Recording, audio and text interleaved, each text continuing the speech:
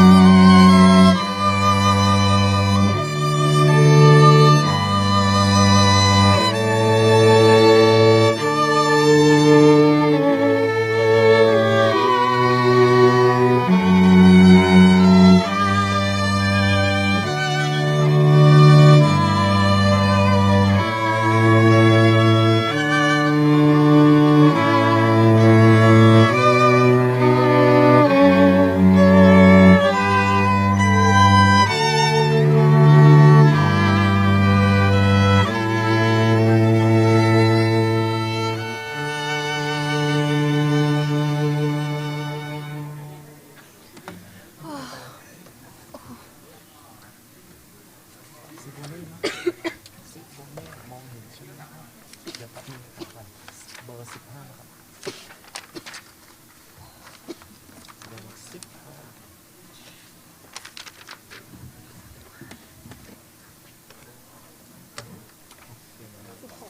15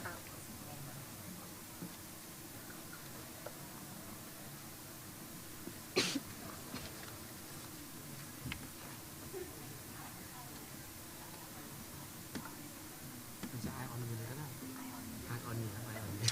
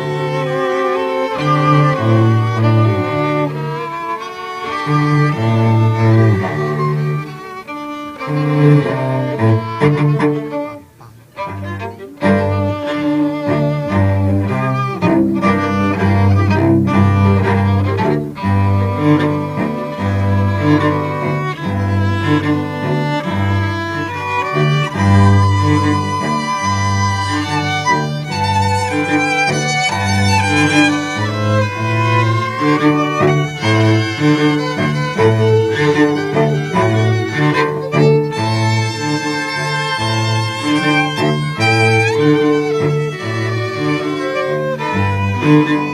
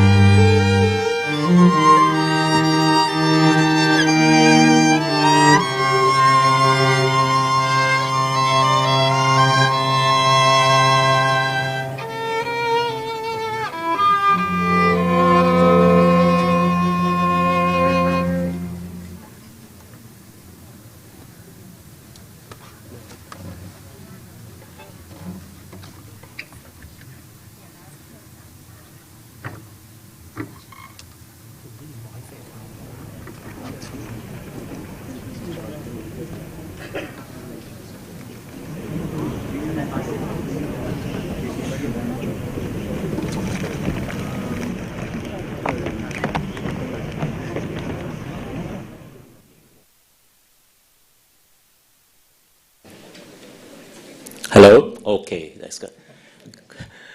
Good evening, everyone. Welcome to Pitch Palace ASEAN. Your Royal Highness, the Duke of York, Your Royal Highness, Tunku Amil Shah from Selangor, Your Excellency, Minister of Industry, Kun Surya Jakrungrit, distinguished guests, ambassadors, ladies and gentlemen, it's a pleasure to be here to welcome all of you. And we are definitely very delighted to have such an interesting and diverse crowd. We made history today in ASEAN because we are doing Pitch Palace ASEAN for the first time in Thailand. And we're very pleased to have 17 entrepreneurs from all over ASEAN. And each of the 10 ASEAN countries are represented today, and they will be pitching their ideas to you. This is such a momentous situation for us because it's all happening during the ASEAN summit. I do know quite a number of you have already got previous engagements with the ASEAN summit, and we are very pleased and delighted you actually took the time to come and join us here. So without further ado, I'm going to invite His Excellency Minister Surya to come say a few words to you. Thank you.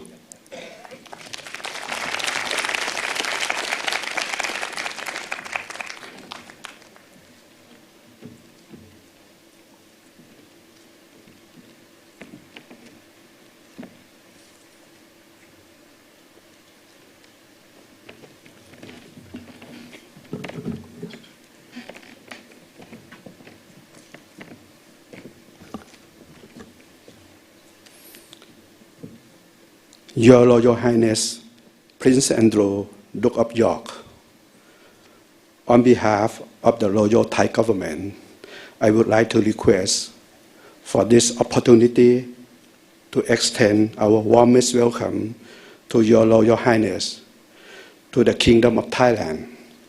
It is indeed Thailand's great honor and privilege to have Pitch Palace ASEAN in Bangkok, presided over by Your Royal Highness and organized by the Global Entrepreneurship Network in collaboration with the Buckingham Palace, London on the 3rd and 4th of November 2019. Pitch Palace is a very important initiative that helps and supports SME and startup of every member country in every direction.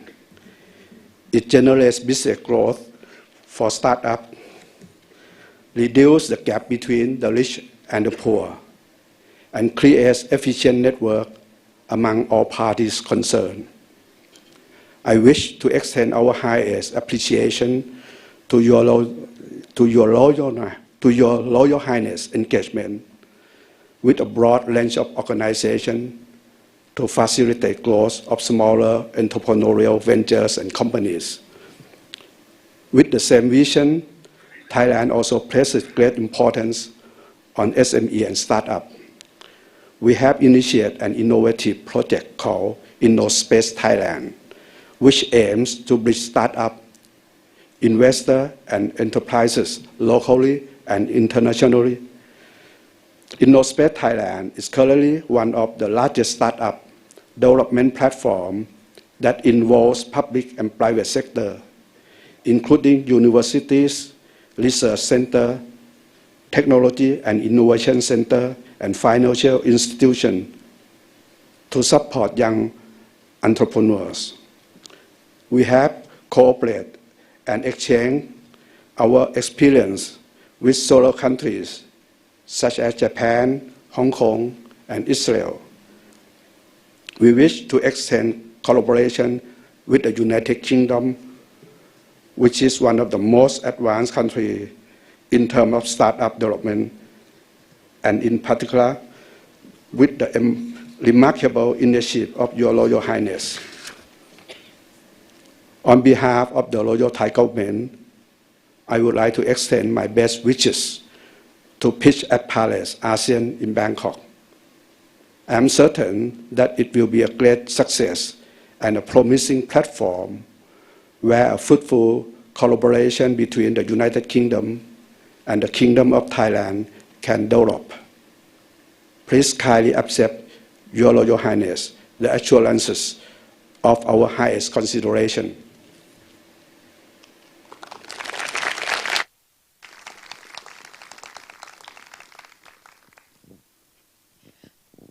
Thank you very much, His Excellency Mr. Surya, for your keynote speech.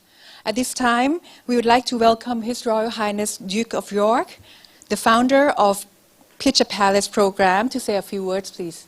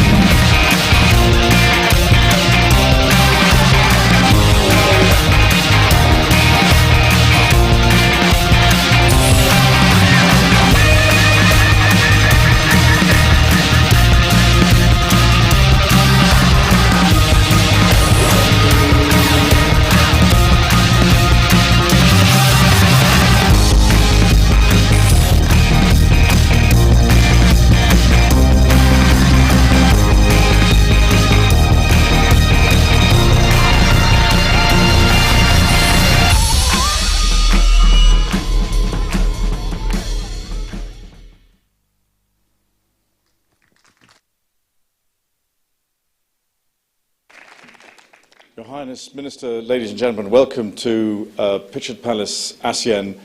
And this is actually 2.0 because we've done it elsewhere, but this is the first time in Thailand, and it's a great pleasure to be here. So thank you very much indeed for the welcome that I have received.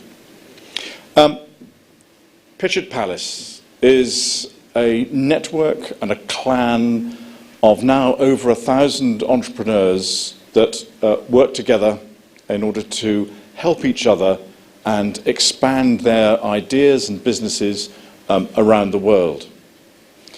If we come down to what we are going to do this evening, we are going to hear from 17 new and interesting businesses from around the ASEAN countries. And I want you to think about this in a particular way.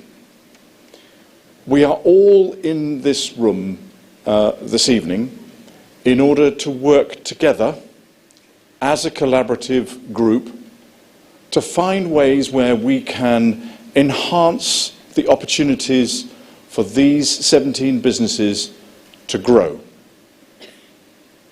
And there are a number of ways in which I would suggest that this can happen. One of them is that you may wish to want to mentor these businesses and these entrepreneurs. You may not want to do that, but you may know somebody else who could or would want to do so. If you think that, then please tell them. Not immediately, but you can do that through the app, or you can go and see them afterwards at the networking session. You can also think of whether or not they need advisors.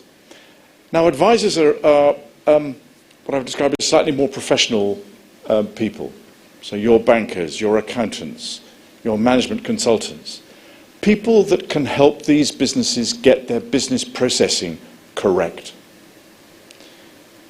In the time that I've been doing this, the last 6 years, what we've discovered is that many of these ideas are absolutely outstanding. But sometimes they get disrupted because somebody else has a better idea. Not a problem. Where I get a little bit more anxious is when the business either doesn't work or fails because its business processing is incorrect. And there's really no reason why we shouldn't be in a position to be able to add people and knowledge to these entrepreneurs so that they don't make those mistakes. Another couple of areas where you might well think about helping these businesses this afternoon is you've probably got either your own supply chain or your own distribution system, or you know somebody else who has a distribution system or a supply chain. Then we need to know that, and these entrepreneurs need to know that, because if they can get into somebody's supply chain or they can use somebody's distribution system for their product or service, it means that they will begin to earn revenue. And earning revenue is half the battle for these new businesses. And probably the most important thing that you can do this afternoon or this evening is to think about, when you're sitting there, you're going to have what I would describe as that aha moment. And that aha moment is when, because you're listening to these entrepreneurs, you'll suddenly go, oh, but that's easy. I know exactly who I need to put them in touch with.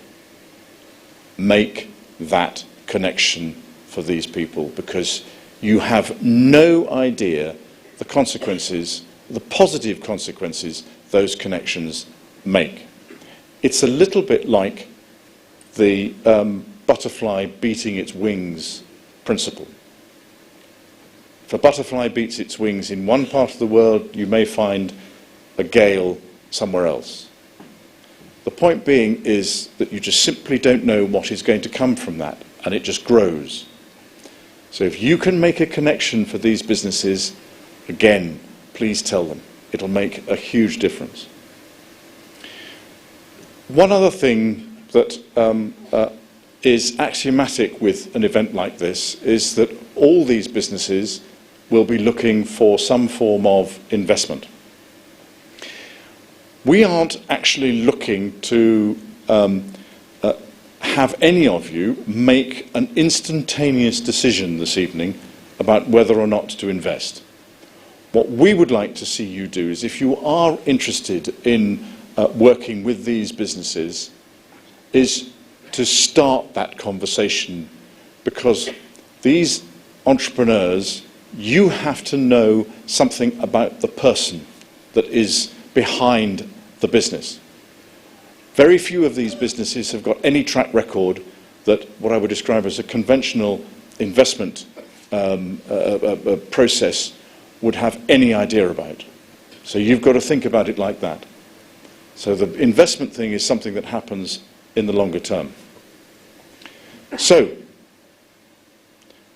you're all here, and it's great to see you, but this is about what you can do for the guys and girls that are going to be standing up here. Now, each and every one of those entrepreneurs is probably quite nervous at the moment, especially the first one. They've all been told that they must have an ask of the audience. Remember, this is a communications exercise for these people. It is about them telling you, because you probably don't know anything about their businesses. But they will have an ask. And hopefully that will either spark an idea or a thought, and then you might be in a position to be able to execute on that ask. But again, you may also, just from listening to them, go, oh, well, I know exactly what that's about. I know exactly what that business does, and I know exactly who they need to be put in touch with. I come back to the point. Connections make the difference. So enjoy it. Make the most of it.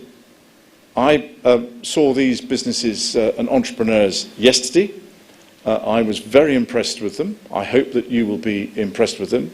And I wish not only them every success, but you've got some work to do. And if you've brought a pen and paper with you, because you're going to have to keep notes, this is like going back to school for some of you, or university anyway. So you're not just here to listen, you're actually here to do something and contribute. Because all of us are in this room, all of us can make a difference to these businesses, and that's all I'm asking. Have a good evening. Thank you very much indeed.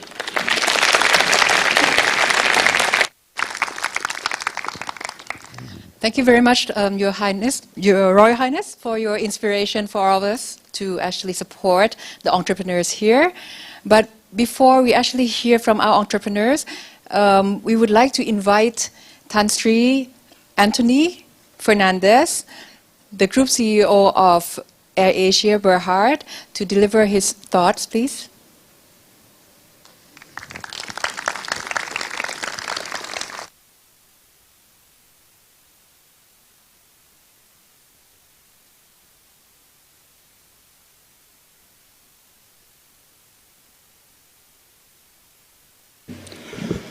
Your Royal Highness, Duke of York, Minister Surya, and all the distinguished guests. Thank you for inviting me to say a few words.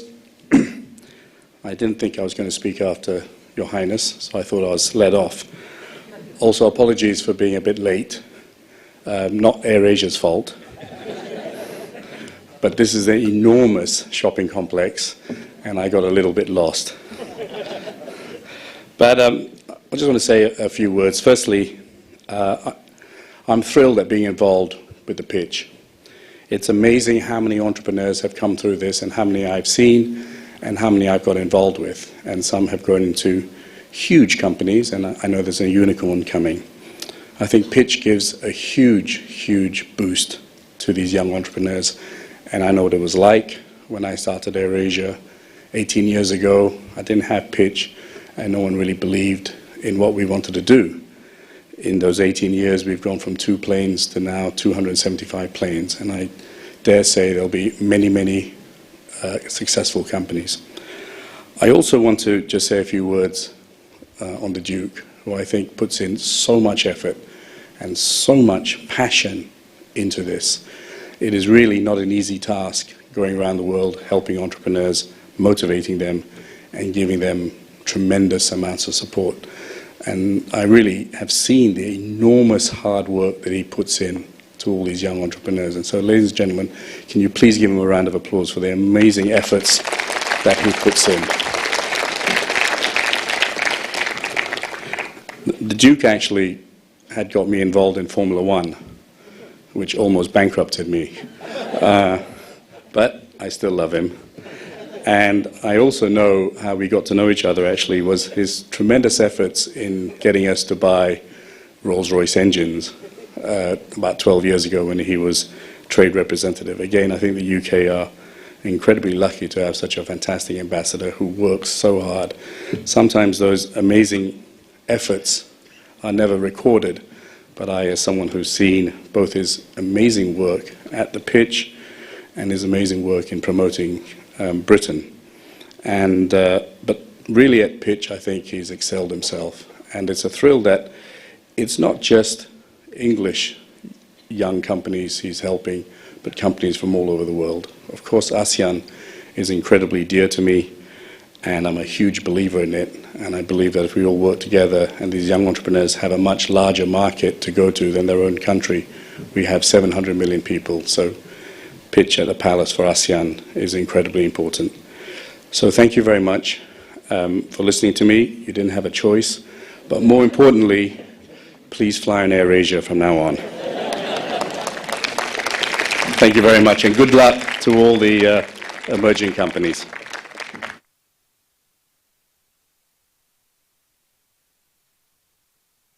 Right. Thank you very much, Tan Sri Fernandez. And now we're getting to the very exciting time. We actually have more than 70 entrants into Pitch Palace ASEAN, and we actually have been working quite hard yesterday at ASEAN, and I think some of the elevators are here to hear your entrepreneurs after you have worked with him or her for the past 24 hours. Let me go through a little bit of how we will conduct our pitches tonight. First of all, for the entrepreneurs, your pitches will be 3 minutes long, right? And you would have to make your ask very clear. At the end of 3 minutes, if you actually don't finish your pitch, you will hear the trumpet, right? From the Thai youth brass, and the sound would, right, your alarm would sound like this.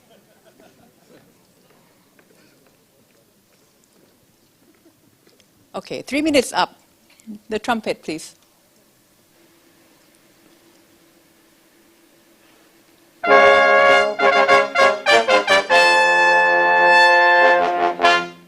Right, so that means the pitch has to stop. Thank you. And after the pitch finishes, then I would ask one question just to help clarify for the audience. And then we'll go to the next one. For you, the audience, first of all, you have all the full details of each entrepreneur in your program book so that you can take notes, as the Duke has suggested to you. And you should also have your Pitch Palace mobile application ready, because after hearing from all the 17 pitches, you have to vote for the top 3 preferences, right? And you would actually have very short time to vote, so you better get familiar with your mobile application. Now, a little bit about the mobile application. You would use them tonight to vote, but actually they have more functions than that. They can help keep you connected to the Pitch Palace program globally. You can actually connect yourself to the entrepreneurs as well as the alumni of the program. You can also look at the calendar of the events, as well as have messaging function to talk to anyone in the network. Just a little bit to display the functions. May we have the video for the application, please?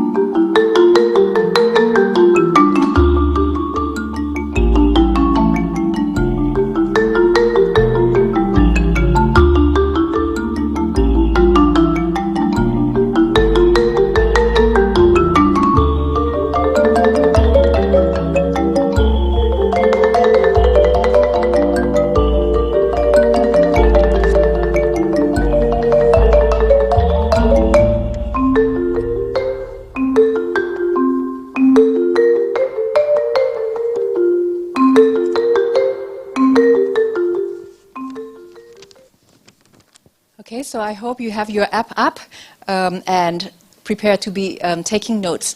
So the first entrepreneur out of the 17 entrepreneurs from all the 10 ASEAN countries is from the robotic, artificial intelligence and virtual reality category. The company name is called Somin from Singapore, and may I invite Hendrik Schwartz to present his idea, please.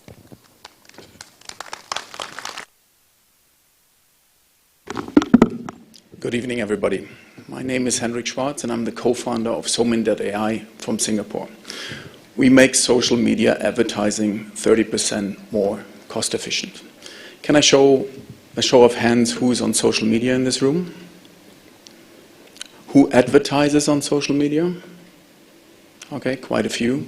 It's a big market opportunity for us, as you can see on the slides. It's 25 billion USD in Asia and projected to grow by 25% over the next 3 years. Our opportunity might be a problem for you. Unfortunately, as you see in the next quarter there, many social media platforms have decided to reduce their organic reach. This is Pictet, the biggest social media player in the field. They have reduced their organic reach by 99% over the last 8 years. For advertisers, it's obviously bad news. It means your performance goes down and your media spend goes up. And you're up against quasi-monopolistic companies that have their algorithms as closely guarded secrets. Human intuition and creativity of your marketing department or your creative people are not going to cut through this massive social media data. Basically, you need help. You need an AI-powered help. We want to be that help. Somin.ai, with the help of psychographics and big data, we're able to cut through the social media clutter, and we're able to help make your social media advertising performing and relevant. Let me show you how we do this. Basically, what we do when we work with customers, we look at their social media feed as well as the social media feeds of their competitors. An example here in Thailand is McDonald's in Thailand, where we looked at Burger King, KFC, Pizza Hut, and many other companies, and obviously also McDonald's is represented in this picture. We run analysis not only on one picture, but millions of pictures, where we can identify objects, interests, colors, many things. All this data will be analyzed by the help of our own proprietary AI and machine learning, and then transformed into a custom-made data universe. From this data universe, you will get 4 insights. Number 1, you will get competitor insights. You know what's going on in your space, who is advertising what. Number 2, we will give you content insights. So we will be able to advise you on colors, on content before you post it and make it very successful. Number 3, audience insights. For our partners, we deliver hundreds of micro audiences that perform very cost efficiently. To give you an example from McDonald's in Thailand, just for Bangkok alone, in the last campaign, we did 150 micro audiences. And last but not least, we can also find you micro influencers in this data universe that are very cost efficient and relevant. All of the above combined will lead to a conservatively 30% increase in advertising revenue. The picture that comes to mind, we are a super powerful, strong magnet that finds you relevant insights in your social media haystack. And one more thing.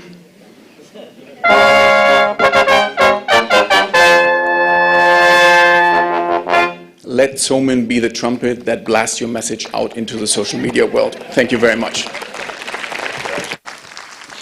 Right, so that's Somin and Hendrik, right? So one question for you, Hendrik. You know, your service sounds wonderful. Yes. But what's your ask? What's my ask? Yeah, I didn't have time for that. So my ask is, if you run a business that is, so we're best suited for B2C. If you run a business that does B2C advertising of more than $10,000 per month, please introduce me to your CMO. Very clear ask. Thank you. Thank you so much. Thank you so much. Right. So that's the only entrant from the robotics, artificial intelligence, and virtual reality. The next category is the agriculture, energy, and renewables technology, and we have 4 entrants from there. The first one, 8 villages from Indonesia. May I introduce Sani Gaddafi, please?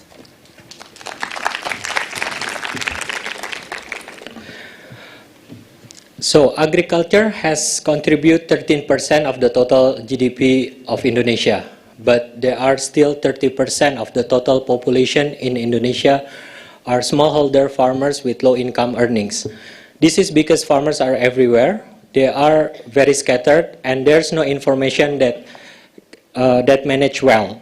And in average, there are 8 layers in the agriculture value chains, and each layer adding costs. So the price in the farmer side is very low, and then the price in the customer side very high. My name is Sani Gaddafi. I'm the founder of 8 Villages, a technology company that focuses on accelerating village modernization, especially for farmers. The way that we do is, one, we connect farmers to information. So farmers can interact, engage with each other. Farmers also can get access to experts to help them. Farmers also can get information about increasing their productivity. And also farmers can get information about market price. So it allows them to negotiate better. Second, we connect them to the market. Using our platform, now farmers also can sell directly to the end consumer in C2C model and B2B model. The third, we connect farmers to logistics. From our logistic platform, farmers now can involve more in the value chain, so it improves the cost of the logistic. Not only that, it also improves the traceability and the transparency of the process. So far, we have reached more than 5,700 farmers that already making direct transaction in our platform, and in total for the transaction is around $100,000 in a month. And most important one is it's already helping increase their income up until 22 times.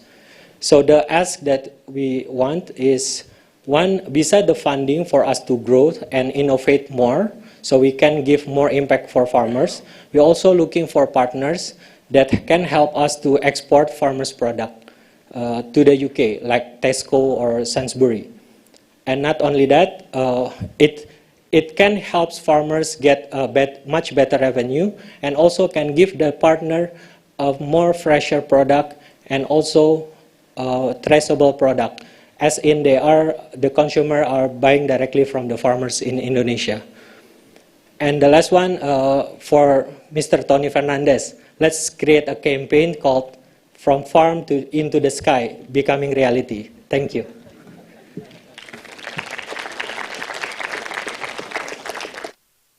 Right, Sandy, you actually haven't used up your 3 minutes, but I would ask you a question anyway. The platform sounds wonderful, but I think the challenge is probably around the adoption, right? Both from the farmer side as well as the potential customers. What's your plan about trying to get people to understand your platform and adopt it? Yeah, so our company started since 2012, so we know better on those kind of situation. So we have two platforms. One is the data collection platform, and the other one is the community platform. So the data collection platform is for us to get information from the farmers that they don't have the smartphone. So we go on the ground, we collect their data, see what are their activity, and make a business insight on top of those information. For the one that already have Android, we invite them to join to our community and interact directly to the system. I hope Mr. Fernandez is convinced. Yeah. Okay. Thank you. Right. Thank you. Right. The next entrant in the agriculture, energy, and renewable technology is Gao Rai. May I introduce Matas Daniel Levius from Thailand, please.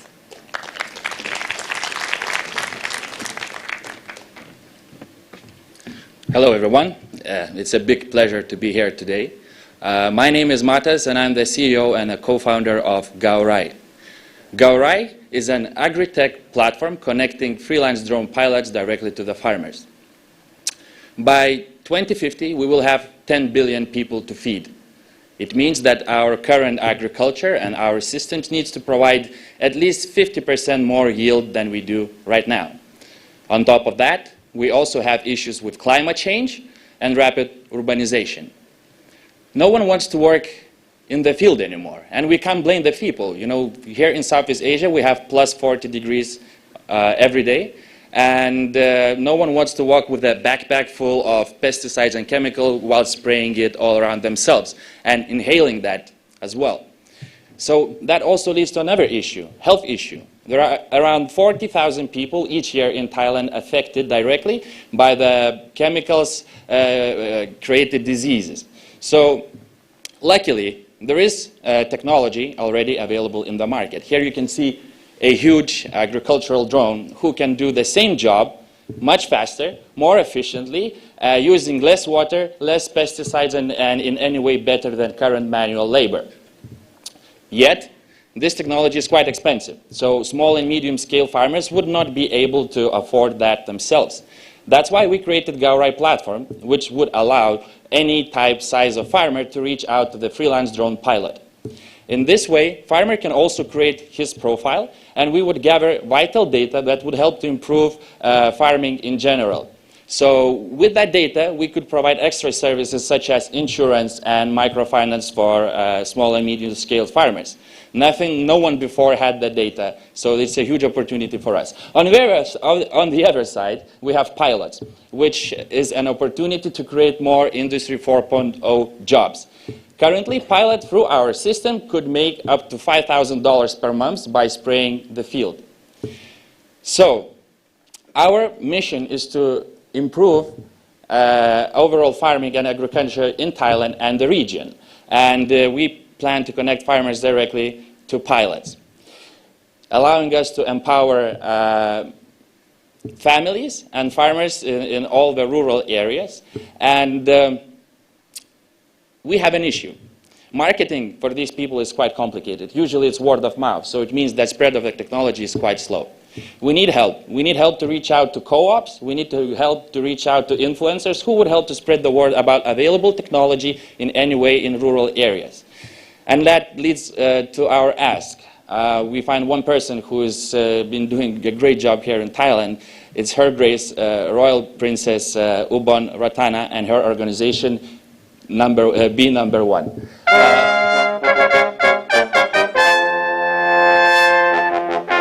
Thank you.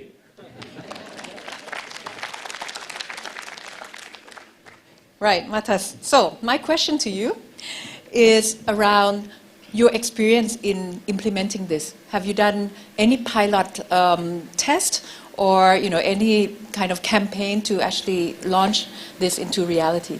That's a great question, and I have an answer for that. We've been collaborating with drone pilot schools here in Thailand. So this technology is already accessible, and we also collaborate with drone distributors here in Thailand. So we have the quick access of newly built pilots, and we are building the solution together in partnership with them. So we collaborate and talk with farmers and pilots that help us to improve our UX and UI of the whole system. So our market validation is actual physical work with farmers and already providing the service manually. Right, and what's the feedback? It's good? It's great, especially from pilots. They can't they can't wait for more opportunities for them to get the job. The biggest pain point is calling to farmers all the time. Instead of doing that, they could spray, because spray brings them a lot of money. I can't blame them. So, yeah, they're happy. Great, great to hear that. Okay. Thank you very much. Thank you. The next entrant, also from Thailand, gets track. May I introduce Benjamin Tenburen, please.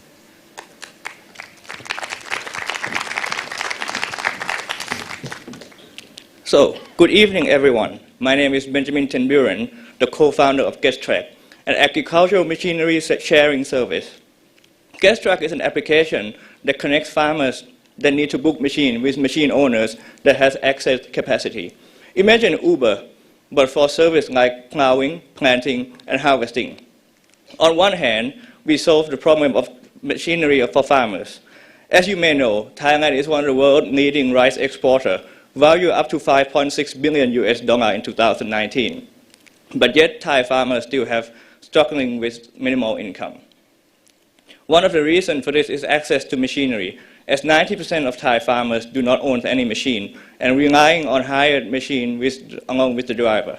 When harvesting season comes, it's often hard for farmers to find a machine to work on their farm, leading them to wait in queue, not meeting the best harvest date, losing the yield, and losing their income. On the other hand, we help the machine owner find more jobs, as machine owners are usually not familiar with finding new farmers out of their territory. As you may imagine, in rural Thailand, machines are very expensive for them to finance.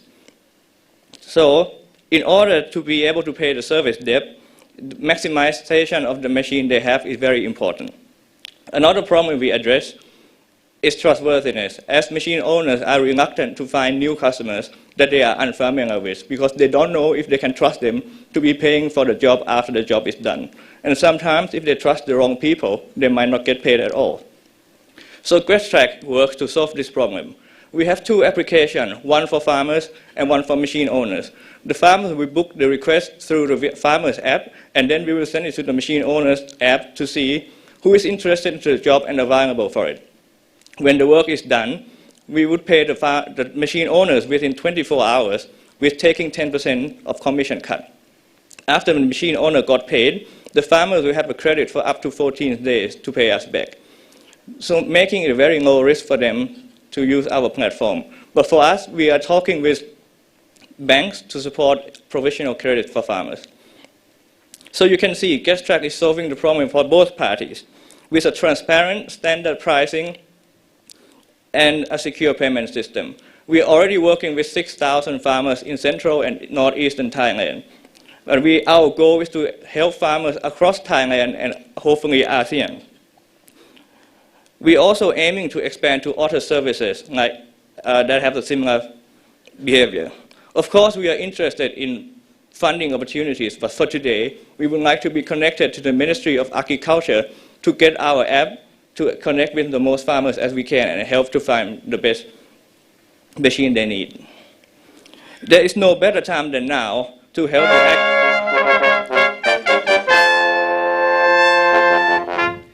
the agricultural sector. Help the people who feed us have a better and easier life. Thank you very much. So my question to you would be, if you succeed in Thailand, where else would you want to go next, like the next country? So that's a very good question. So countries in Southeast Asia usually have quite a similar behavior of hiring machine services. So we would focus on Cambodia, Vietnam,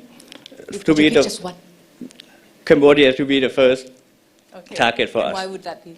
Because actually when we first got the idea, we saw the struggle in Cambodia, and then we come to Thailand and say, oh, Thailand has the same problem as well. So it's one of the best places to go. Thank you. Thank you.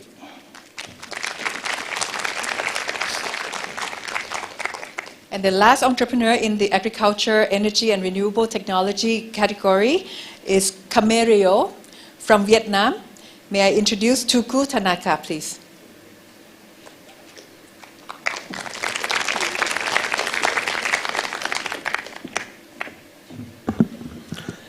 Hi everyone, my name is Taku from Camereo. I'm the CEO and co-founder. I provide parsing and sourcing platform for restaurants. It enables restaurants to simplify placing orders to a bunch of suppliers rather than sending a bunch of email and SMS and phone call. With the data and volume which we accumulated in the system, we solved the big problem of vegetable supply chain for restaurants in Vietnam. I used to run restaurant business for 3 years in Vietnam, and I realized there is a big problem for vegetable purchasing. So what is the problem?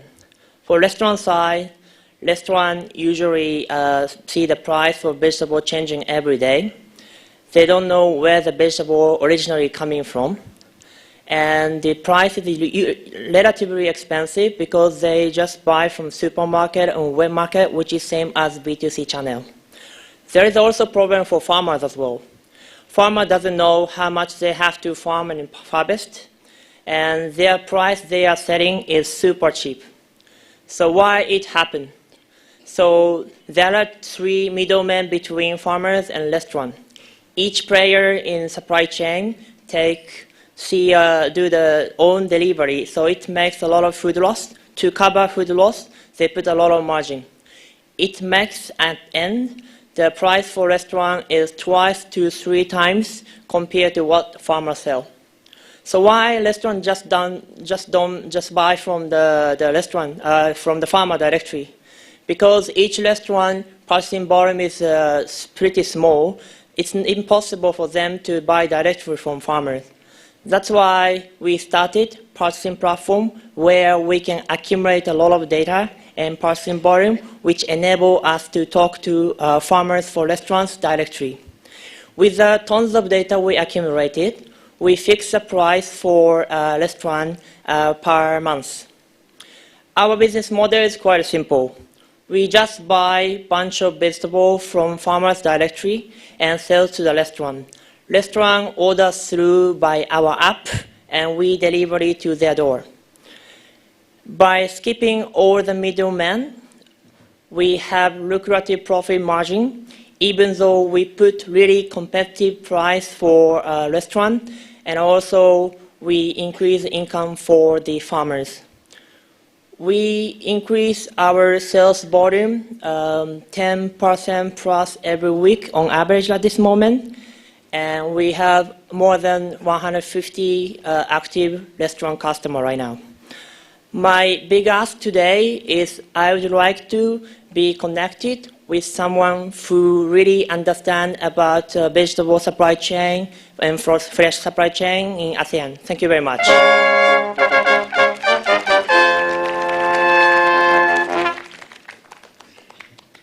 Right, Taku. So it sounds really nice, right? Reducing the cost for the restaurants as well as increase the revenue for the farmer. Can you actually be a little bit more specific about your ask? You said you want someone who understands the supply chain. Sure. So exactly? Basically, I understand deeply about supply chain problem in Vietnam, but I see there is a maybe slightly difference between each country. As we try to expand to another country for the future, I want to know each country what is the specific problem between farmer and restaurant. Okay, so the operator of logistics or? No, basically who is in the middle, and then what is the farmer selling price, and what is the restaurant where they buy from the vegetable usually, or something like this. Okay. Yeah. All right. Thank you. Thank you very much.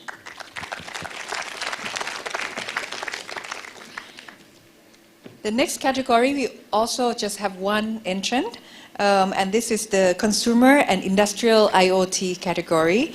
May I invite Willow Moore from Singapore, represented by Lê Nguyen. Please.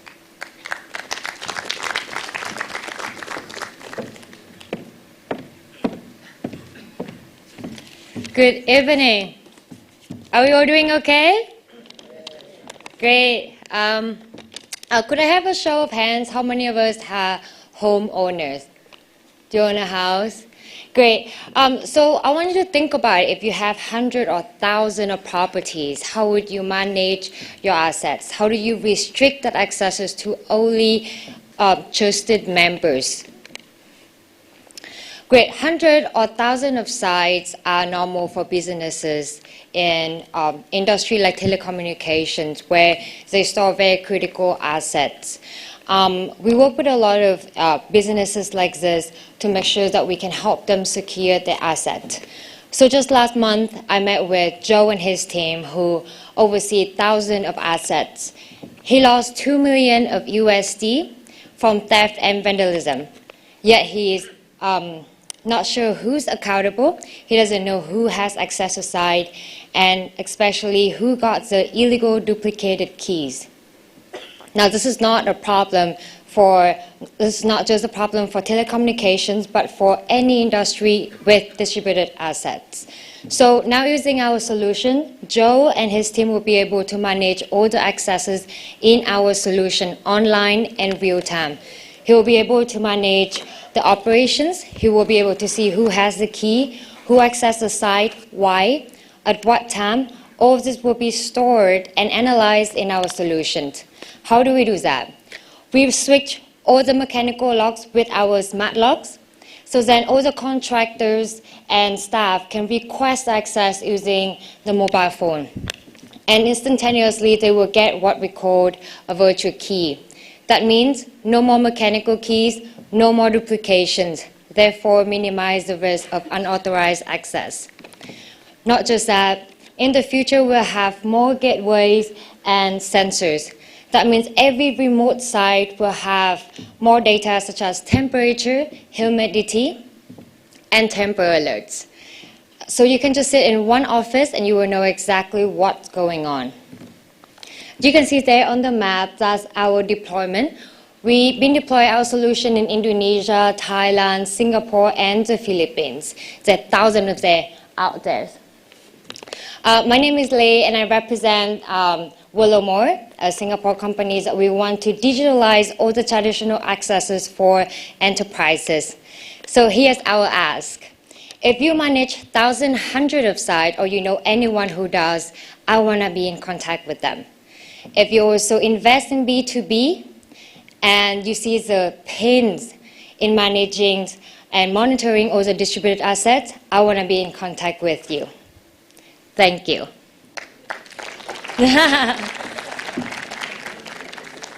You didn't allow the trumpet to actually sound there. Yeah, right? I want to trick them. Right. Okay, excellent.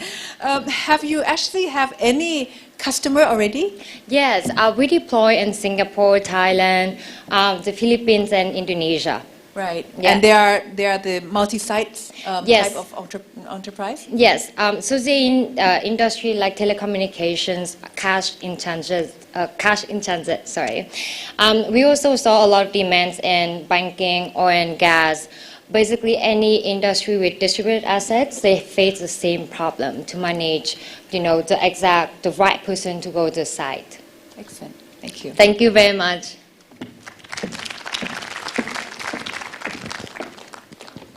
Right, the next category is fintech and blockchain, and we have one entrant from Invista from Indonesia. Can I invite Andika Kushayadi to present his view, please?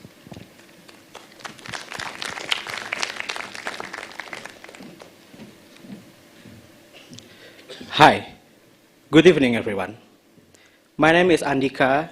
I'm from Invista Digital Indonesia, an aquaculture crowdfunding platform, and we are funded by you. Now, at first, I want to tell you what is aquaculture. Aquaculture basically is a cultivate of shrimp and fish in specific area within specific time to produce the fish and shrimp itself, and after the harvest time came, we sell it directly to the market to get the profit. And that is aquaculture. So, let's back to the screen. If you see the man above me, this is a fish farmer in Indonesia. And I really know he has a very struggle life for business in aquaculture. Why? Because when I worked for 2 years in a very big aquaculture company in Indonesia, I realized there are a big gap between the company and the local fish farmer like him above us.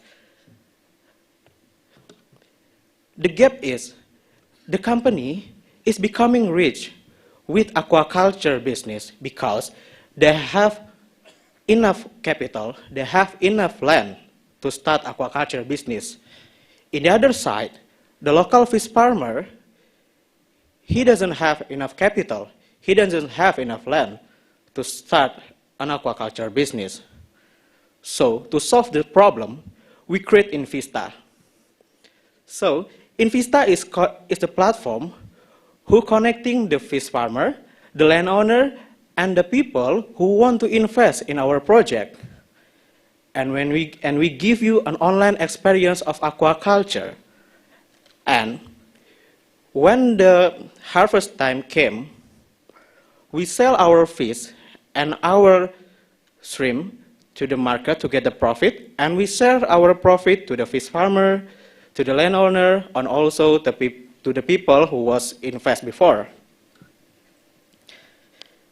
Since we started 2 years ago, we already have 6,000 users in our website as people who invest in our project, and we already harvest more than 20 tons shrimp and fish with total revenue $200,000 US with 25% take rate. It coming from 10 projects and impact to 25 fish farmers. But we need to impact more fish farmers, 1 million fish farmers, not only in Indonesia, but also in ASEAN. So for that, we ask a $300,000 with 20% equity tax, and it's still negotiable, to scale up our business, to hire more professional person, to make our website more trusted and more safe for investment. Thank you very much.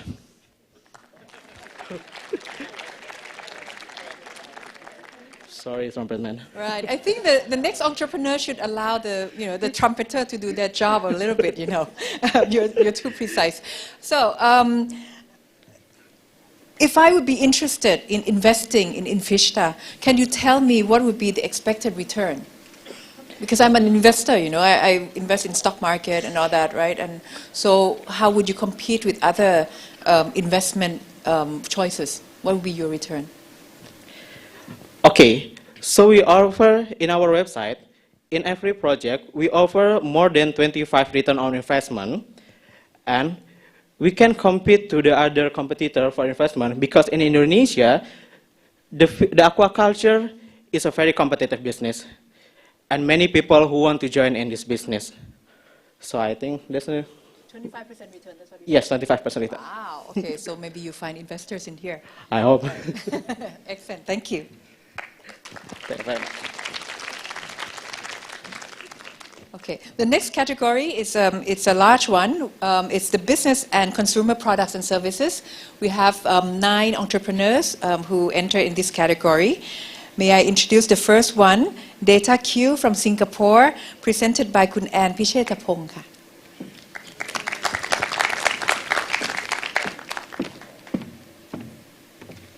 The online shopping experience is terrible. The other day, I wanted to buy running shoes. After a long time browsing, I kept seeing electronics. It made me wonder, if more and more people are buying online, how can the experience be so disappointing? I'm Anne from DataQ. We deliver a one-to-one personalized experience to every visitor. We want to create a shopping experience that's personal, relevant, and most importantly, accessible to small and medium businesses. You must be thinking, personalization is not new. And you're right, but we are different because we address 2 gaps in the market. First, unlike existing solutions, we entirely focus on small and medium businesses, which no one else does. In fact, 70% of websites today do not have personalization at all. Second, when I said personalization, you must be thinking product carousels, people who bought X also bought Y, right? It's been around for ages. Isn't that really boring? To reach small and medium businesses, DataQ has built a plugin for the world's most popular e-commerce platforms like Shopify, Magento, and WooCommerce. By doing so, anyone can just download the plugin and start personalizing the website in under 15 minutes. No more waiting weeks or months. Our goal is to create a personalized experience that's complete. As you can see here, we even personalize the banners. With DataQ, I would see a website that reflects my interests in running shoes and related products. No more irrelevant experience. Now, does it work? Yes. Our clients have seen a 12% increase in revenue and 20% improvement in average order value. This translates to $1.5 million in additional revenue for our clients in just 6 months. E-commerce will be worth $1 trillion in 2022, 60% of which will come from small and medium businesses.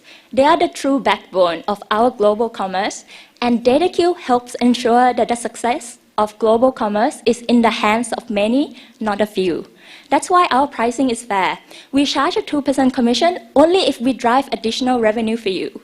Not too long ago, I started DataQ in my living room while teaching myself how to code. Now we are a team of 5. And here comes the ask. If you have any contacts in marketing agencies, digital agencies, or e-commerce development companies, I would love to hear from you.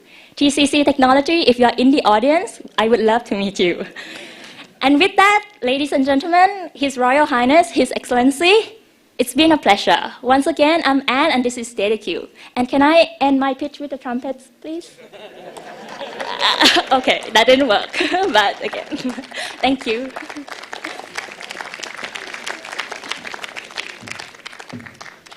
Right, thank you, Kun Ann. So your ask is very, very clear, just specific company, right? how have your company or your service been received in the market? You have actual customers already? Yes, we have paying customers. Right. And can you tell us how, what's your revenue or how many customers you have? So we are running at $24,000 a year. Okay. So it's not a lot, but considering that we just started not too long ago, then but that's a long way to go. And the customer is in Singapore? Customers are mostly based in South America because that's where we started, and in the US, Canada, and in India. But we are looking for more clients in Asia. So please, if anyone knows anyone, that's why I'm here. Excellent. Thank you very much. Good luck. So I think we are coming to about half of the program already. The team has asked me to actually get you to look at your mobile app because you will have to vote soon. And if anyone has any problem with your mobile app, please raise your hand so that the team will go and help you with your buttons and all the functions. Can you please? Okay, I see one hand there. Of someone who has a problem. Can someone go up there, please? Can you keep your hand up, please? Right. 2, 3. Please keep your hand up, those who have 4. One here as well. Do we have more team?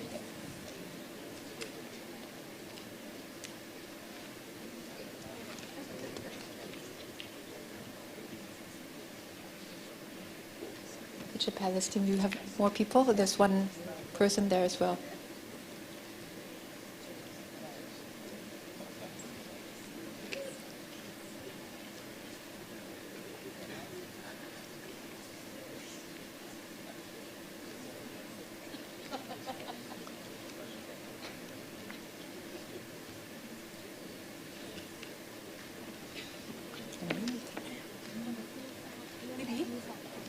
So there's one there and one here.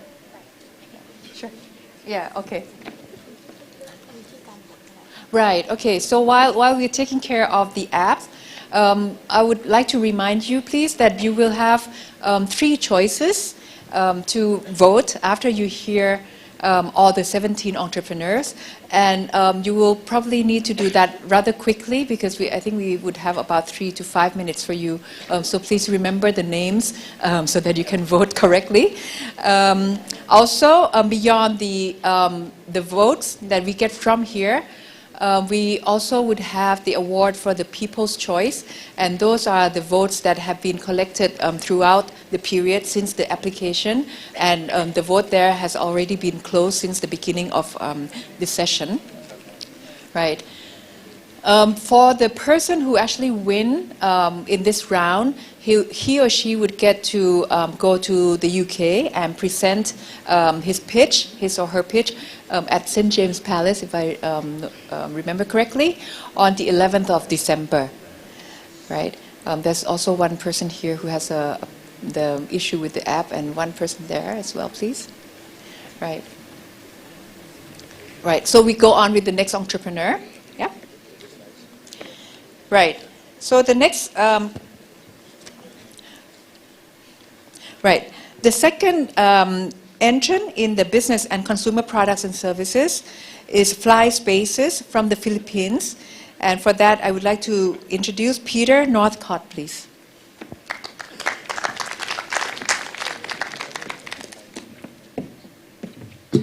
Thank you. Good evening, everyone. My name is Peter. And I'm from Fly Spaces, and our vision is to become the super app of commercial real estate. However, this wasn't always our vision. Back when we were founded in 2015 in the Philippines, we were more of a listing app for workspaces, for co-working spaces, and we were commonly referred to as an Airbnb for office space. But since then, behind 2 rounds of investment, we have grown now to a full end-to-end solution in 5 countries, where we support businesses who are looking for workspaces, which is the demand side, and also we support landlords and property owners who have office space to rent on the supply side. We are one of the, if not the only, regional platforms that is currently providing this end-to-end solution, and we are here to disrupt the commercial real estate industry. And you can probably see this disruption already across most Southeast Asian cities in Bangkok, with the growth and explosion of co-working spaces and serviced office providers such as WeWork and IWG, but also the growth of local champions such as JustCo and CoHive.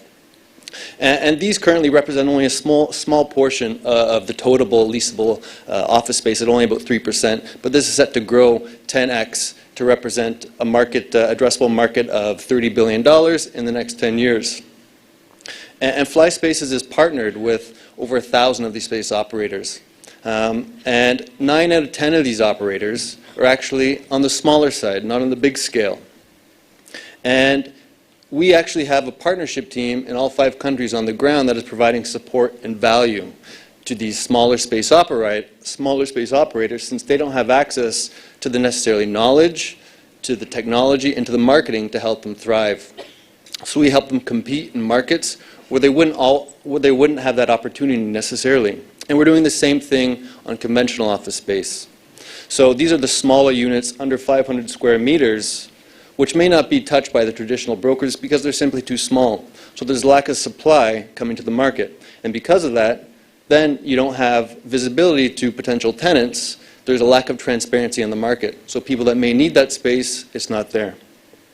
So this is where the idea of a super app comes into play, because we support all areas of the market.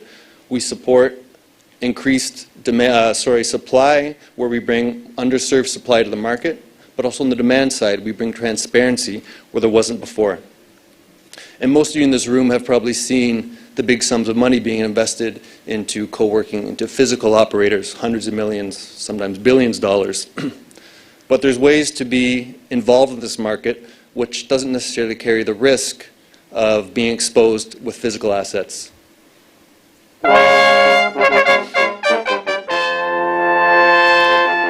Thank you. So just the ask, I'm looking to be connected to regional property developers in Vietnam, Thailand, or Australia that can help us accelerate our geographic growth and product development. Thank you, and vote FlySpaces. Excellent. So that would have been my question, right? So who would be your competitor? There's many competitors. A lot of them are local based, right? So when I said there's not only, we are one of the, if not the only regional platform, there are certain local companies that have a great platform for finding and booking workspaces, but there is no one doing the full end-to-end solution that we are doing. So while some of these brands that I listed before, we are partners with them, much like an Agoda would be with all the hotel brands. So currently, there are more local competitors than there are regional ones. Right. So you're the Agoda for office space. Yes, that is kind of like the old way, like I was saying, but now we are more a full stack solution. Okay, excellent. Thank you very much, Peter. Thank you. Thank you. Right. The next entrepreneur is from Malaysia, and the company name is called Host a Stay, represented by Jordan Un. Please welcome.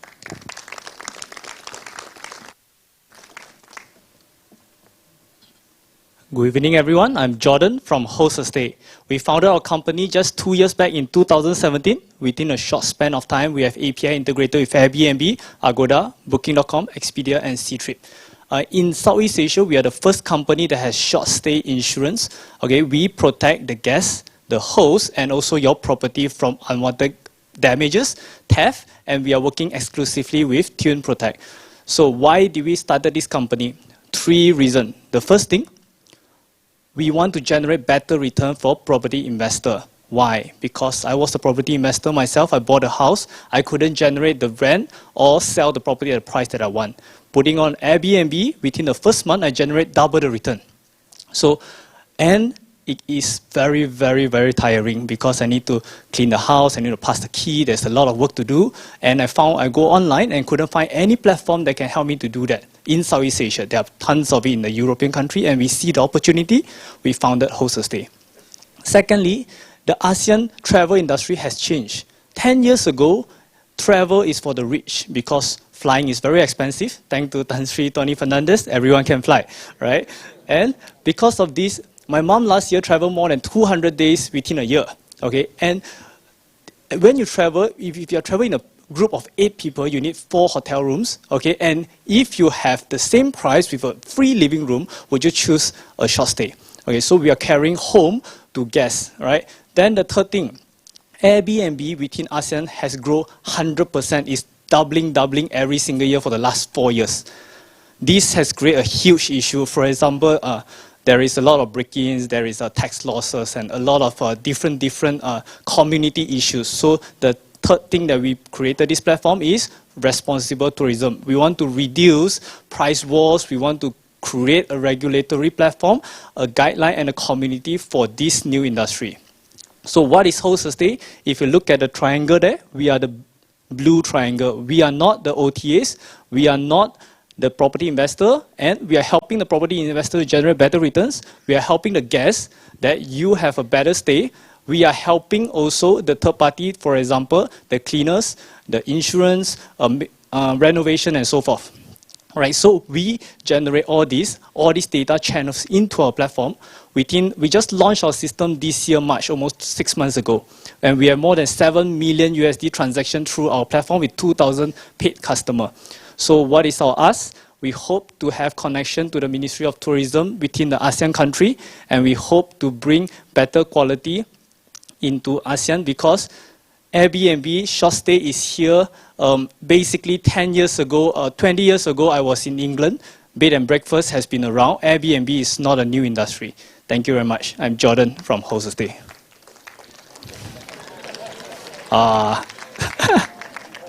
You disappointed the band. Yeah, I was on the dot. Right. Okay. So basically, you're the complement as well as the competitor of Airbnb. Not really. We really complement them. We took off the booking system from our platform. So our platform doesn't provide any booking. If you look at the first screen up there, basically it helps property investor to look for people to take care of your property. That's the main part, because everyone can put your property on Airbnb and do it yourself. If you want to make money from Airbnb, but you don't want to have the trouble and hassle of running it yourself, look for Host a Stay. And what do you do in the country where Airbnb is actually not legal? We are working with the government, right? And it's the easy way out to actually ban it. But they also accept it that in the rural areas, Airbnb has been around for a long time. Okay, people are working in the rural areas, they have their houses, they let it out. So they are looking at a platform to actually regulate the whole system so that in the city areas, maybe you can have a ban. Some of the areas can have 180 days night cap. Some of the places you can have full on or even subsidies from the government.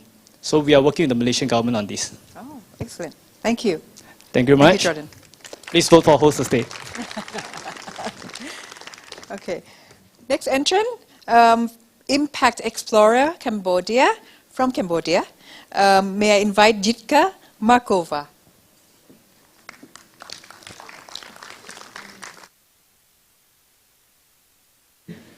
So the travel industry is changing. You might like it or not.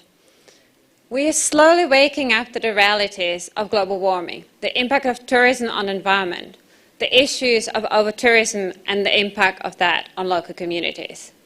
It's not only millennials anymore that are interested in sustainability. Today, 67% of travelers wanted to make more sustainable choices. They're looking at more local experiences.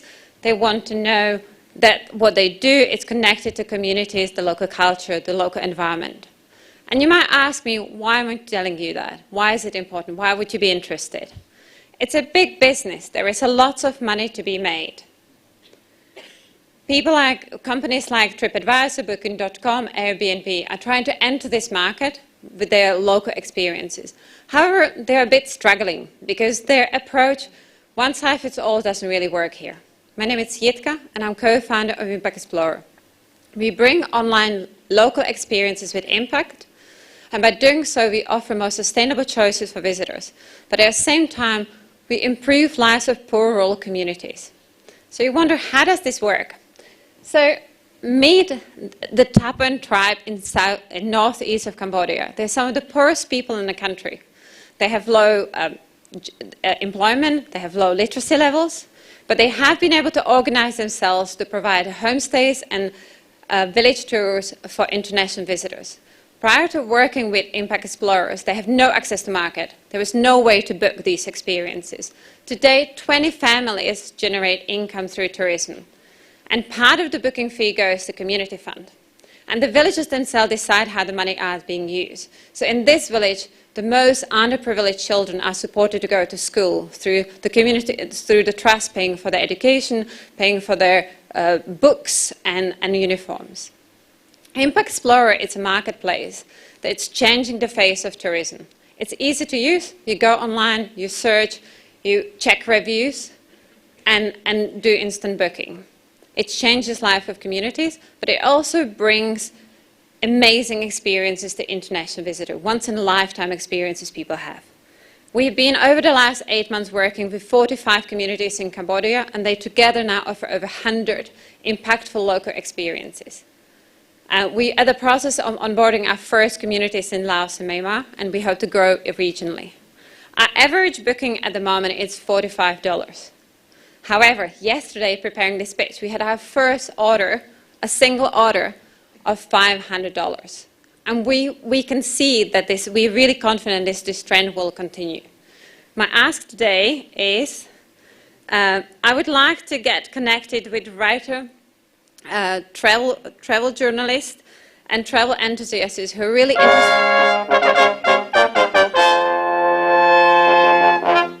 I almost made it. But basically, we would like to connect with people who are interested in sustainability and who are really interested in telling stories of these communities about social media influencers, because there are huge amounts of people who want to hear these stories. So let's connect today. Thank you, Yitka. My question to you, I think it's linked to one of our entrants earlier. The social media and the digital marketing is very, very competitive. How do you plan to get your platform being known, to the tourists? So, in some ways, you would say there is a lot of competition to us, but actually there isn't. We're one of the very few platforms and startups that really look at social impact as the key driving force for a business. We not only just work with one family, with one individual, we work together with communities. And we can tell you today how much each dollar gets used within your bookings. And there's an increasing number of visitors and tourists internationally and globally who really want to have that accountability. They want to know what happens with the money when they book local experience. Excellent. Thank you. Good luck. Right. The next entrepreneur is the only one from Brunei Darussalam. And her company is called Memory. Let me introduce Queenie Chong.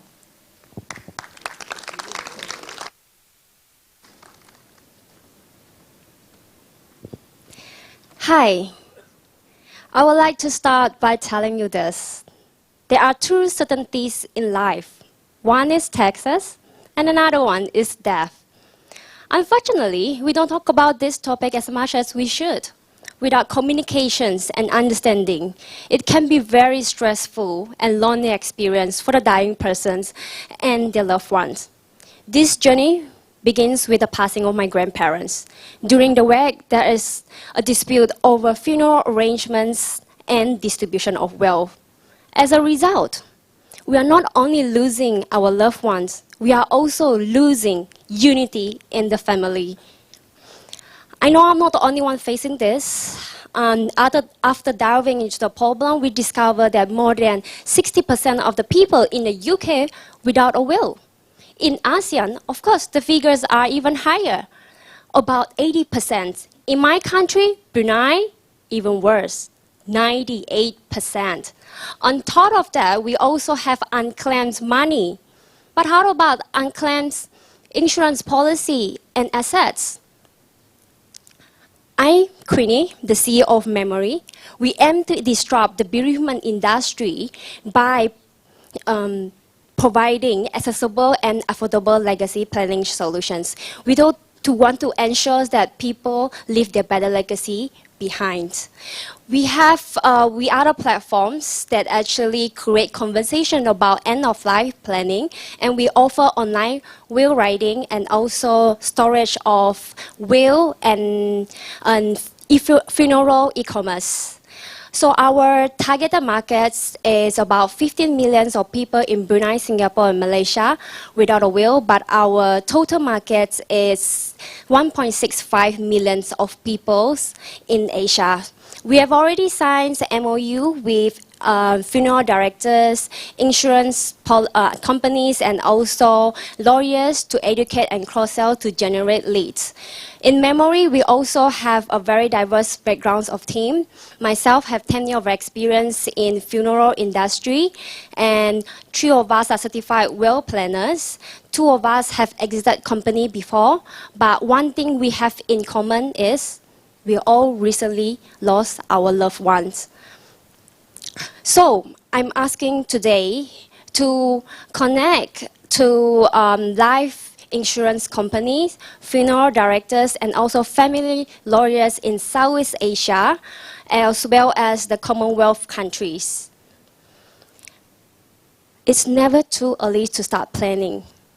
We can't tell when we die, but we can say, how do we want to be remembered? I'm Queenie. I'm here. I hope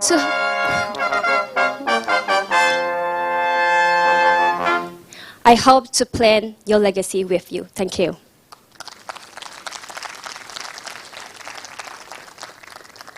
Excellent. Thank you, Queenie. My question is around your marketing. Right, I think death is something that people don't want to talk about, and it's, as you said, there are a lot of people who haven't thought about it. So how would you go about and get people to start thinking about this? I love and change their answering. behavior. Yeah, I love answering this question. I got asked almost all the time. So if you look at my slide just now, right, I try to break the taboo, So by asking a lot of provoking questions, I even held workshops, like funeral workshops, in my co-working space. And guess what? The tickets sold out in a few hours, and the attendees are millennials. So people think that millennials don't talk about it, but in fact, they know it's at the back of the mind. They are worried for their parents or their loved one, and they want to be involved. So let me just give you a question for you to think about, right? Instead of asking you, hey, what song you want to play on your funeral? I will ask you, when you were sick, right? What is that song that you want to play? And that song is your funeral song. Okay, excellent. Thank you very much. Thank you. Right, we talked about death, and now we will talk about living, right? The next entrant, the next entrepreneur, he's from Modern Lao Homes, right, from Laos, and his name is Benjamin Su. He will talk about living, right?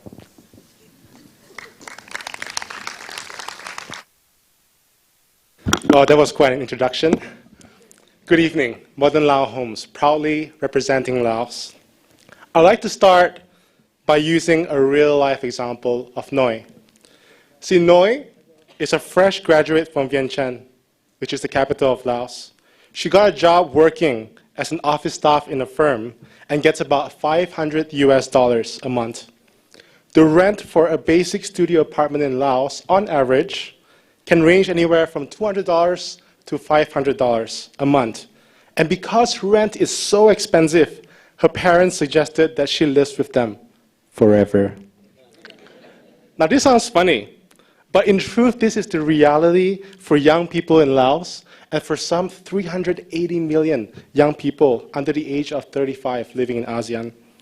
Our vision at Modern Lao Homes is to give a platform for people like Noi to be in a position to be a young and a proud homeowner. How? Through 3D printed homes. 3D printed homes cost a fraction of the amount it takes to build a house through conventional methods and significantly reduce construction waste up to about as high as 60%, greatly reducing the huge carbon footprint the construction industry already has in the world. Let's compare and contrast, shall we? A 3D printed home, the size of a studio apartment, or about 50 square meters, if you will cost Noi less than $8,000. Building in the traditional way will cost $20,000. With 3D printing, it takes 2 employees and only a few days. Traditionally, however, it takes 15 employees and about a month. I know you're probably thinking, is it durable? Is it made to last? The answer is, of course, yes. It is engineered to be as strong, if not stronger, than concrete block-built houses. We would know because for the past 3 years, since we've started our construction startup, we've helped build houses in Laos for clients using the conventional methods, with our total project value amassing a couple of $1 million in just 3 years. It is good money, honestly, and a good business to be in. But we are setting our eyes on the future of housing, and that is to make it affordable and environmentally conscious. Can you imagine what a community of 3D printed houses can do? Equipped with renewable energy and a co-farming space, the community could be carbon neutral in 3 to 5 years. I'd like to echo the great Tony Fernandez in his tagline for AirAsia that goes, "Now everyone can fly." In Modern Lao Homes, we want to claim, now everyone can build a home. Trumpets, please. Don't fail me now.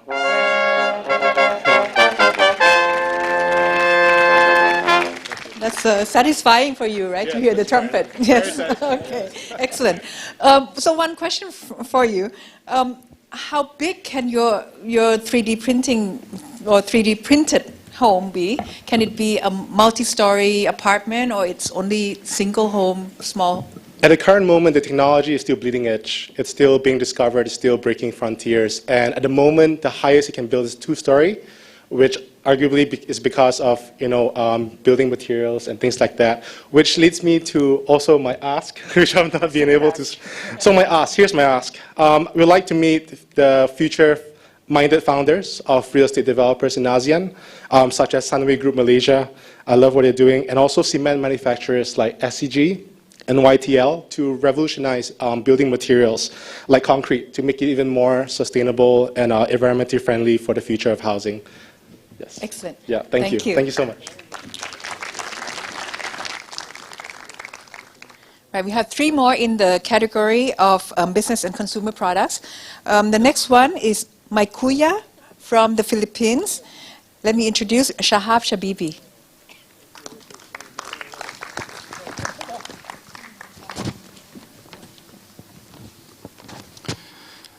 Good evening, everyone. All right, so I'm here to talk to you about the future of work. Who here considers themselves to be participating in our on-demand economy? Can you raise your hands? Wow, very few. Who here even knows what on-demand economy is about? A little bit more, but still fewer. Now, who here in their business relies on people? Almost everyone. So I'm going to talk to you about how this change is going to impact your business. We are Maikuya. We are an on-demand labor and services platform.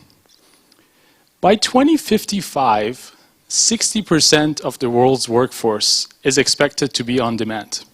60%. More than majority of the jobs will be on demand in less than 40 years. Today, this number is at 0.5%. These are your drivers, these are your delivery people, these are the people who bring the products to you. But the truth is, the impact is going to be much bigger. These are the first industries that are going through this disruptive change. So what we do is we go to traditional businesses that provide services, and overnight, we take a traditional business to be fully on demand. So whether you provide massage services, you provide staffing solutions, you provide any of these different types of services, overnight you could be on demand. Now, what's interesting is that before me, there were a couple of entrepreneurs who were telling us about their platforms connecting a certain audience to a certain audience. There was one that connects pilots for drones. There were ones that connect farmers to people who can provide funding. So ultimately, our technology enables businesses across industries to provide that.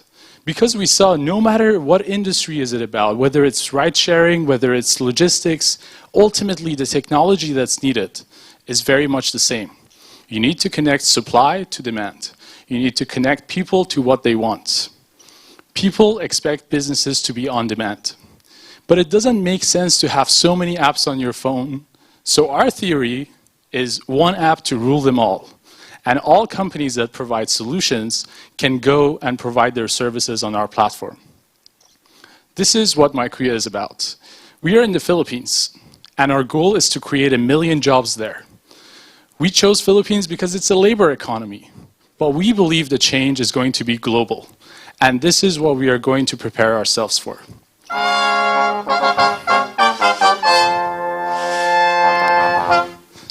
To wrap it up, my ask is, if you or someone you know uses or provides labor in the scale of thousands, we believe that we should be talking right now, because someone else is going to do it before you. Thank you.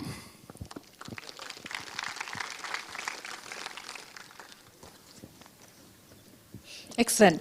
I think I would agree that, even though the audience doesn't actually work in the, on-demand market, but I think that would change very quickly. So how do you plan to deal with all the legal side of it? Because I think if you look at Uber, right, that's in America, there's a lot of debate whether Uber is really a job or not, and whether the workers are protected by the labor law and so on. So have you thought about this? Yeah, actually, when you look at Uber's business model, you realize they are dealing with drivers on a direct basis. So it's no surprise to be expected of them to provide benefits to their labor pool. We work with businesses that have those people. We do not engage with the individuals directly, so it's businesses that are providing the solutions. And in fact, most of the companies that have chosen to use our platform are actually employing their people. They are just reinventing their business model, and they are supercharging their business. Okay, interesting. Thank you very much. Thank you.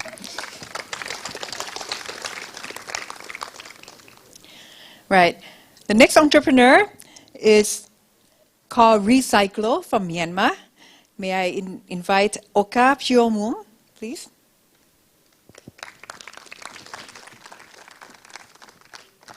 Hi, my name is Oka. I'm the co-founder and chief marketing officer of Recyclo. We are a waste management recycling platform that connects with logistic players, as well as recycling technologies and factories around the world. So I'd like to start with 2 questions for the audience. Who here recycle at home? A few recycle at home. Who does the waste segregation before you throw the waste to the waste pickup? Less, very few. Okay, so recycling and waste management it's a big issue, especially in developing countries, especially in Southeast Asia. We're not doing waste management enough. We're not doing recycling enough to support the circular economy, cradle-to-cradle solutions. 15 out of 20 most polluted rivers globally, they are in Asia. We are treating our rivers as a trash cans, and they are polluting our oceans and destroying the livestock. We are here to solve the problem with the mission to create a closed-loop circular economy. So we provide the logistic solutions to transport from point A to point B, and we connect with the facility that can recycle almost everything. So we recycle from typical waste like plastic, can, paper, to more hazardous waste, dangerous waste, such as e-waste, chemical waste, and organic waste. And we turn them into useful product materials that can be used back for the ecosystems. We work with big clients like Coca-Cola's, Pepsi, Panasonic, H&M. We also work with very small SME. Our portfolio consists of 70% SME, and we are growing very fast with 3-digit month-over-month growth rate. We are a Myanmar company based in Myanmar, and we have a regional presence in Malaysia and Singapore, and we are planning to expand to Indonesia next year. Our business model is proven business model. We have 20,000 monthly recurring revenue, and our expected revenue projection for this year is 250,000 USD. So what we do is we provide facility for them to segregate. So our smart bin will do the job of data collections, and we provide data for the businesses and for the individual household to see and to visualize data to have proper policies.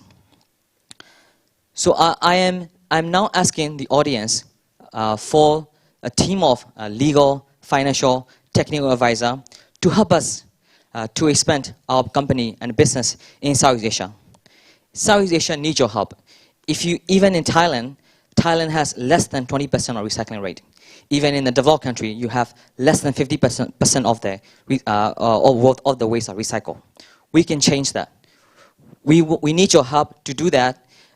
Please feel free to message me in the chat box. I'll be happy to talk to you after the conversation. Thank you so much.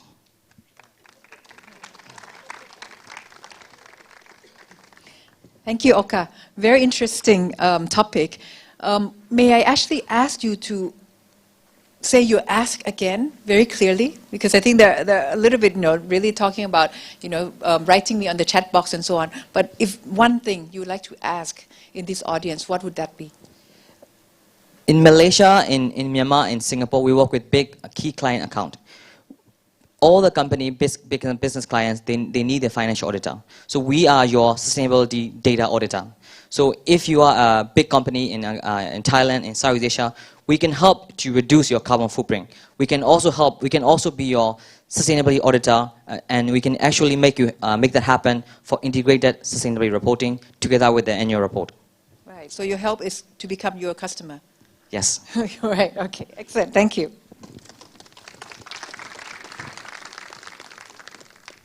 Right. The last entrepreneur in the business and consumer product and services is called Take Me Tour from Thailand. May I introduce Kun Taro Jinda Apirak.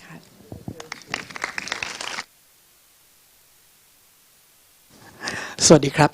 Hi everyone. My name is Taro, co-founder of Take Me Tour. A show of hands if you have foreigner friends. Come on, I can be your friends. Imagine when they're coming to your country and they ask you to show them around. Of course, you would love to show them around local favorite places where most travelers probably wouldn't have heard about that. Think about the other travelers who didn't know anyone. There are more than 100 million travelers coming to Southeast Asia every single year. And I'm pretty sure that for them, looking for local experiences is actually very difficult and challenging, especially in a country where they don't speak the language. And Take Me Tour would like to solve the problem for them. Once again, Take Me Tour is the largest marketplace for local tours in Thailand and expanding to Southeast Asia. We connect travelers who are looking for local experiences with the local people who will host and show them around their own neighborhood. I would like to call them the local expert. Let's meet one of them, Mike. Mike's a government officer. He works 5 days a week. On the weekend, he actually loves to show travelers around his home. And more importantly, he brings them to his home, meet with his grandma, who used to be a very excellent chef. And his grandma would teach them how to make pad thai. How awesome is that? And it's just one small example of the local expert among 25,000 of them in 65 cities across Thailand, Cambodia, Vietnam, Philippines, and Indonesia at the moment. Some people may have asked, is it safe to do this? That's why we put security as our priority. We actually have been going through a very strict verification system, ID card, phone number, bank account, including criminal records. On top of that, we actually offer an accident insurance for every booking, free of charge. And above all, the review system will be the one who ensure the qualities of the experience. As a result, we have achieved 98% customer satisfactions from 10 of thousands customers from 100 different countries in the past 4 years. Tourism is very interesting and at the same time, very challenging industry. That's why we have been working with tourism authorities of Thailand as an example to bring this kind of concept to spread the local tourism abroad. We actually would love to work more, actually come to my ask. I actually would love to get in touch, get in contact with the airlines like AirAsia, for example, and Agoda and OTAs. Because I know that eventually all the big OTA actually would like to offer everything from flight, accommodations, and in-destination activities. With our huge supply, we could ultimately reduce the time to market for you, and we probably be the game changer and help you win the race. And if you want to take one thing from my talk today, I actually would like to tell you, do not believe me yet. Since you are in Thailand, I would love to invite all of you to try Take Me Tour and tell your friends if you like it. One last thing before the trumpet. Actually, don't forget. Last thing is that I know Taro. That's a promo code. Thank you.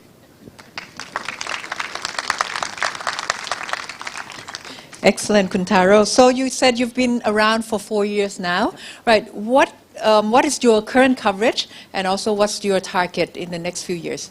So right now, our majority of tour offering in Thailand, actually we cover 55 cities in Thailand at the moment. We're actually the largest one. So we have a couple of trials in Southeast Asia, but my goals in probably next couple of years is to have the wide coverage throughout Southeast Asia.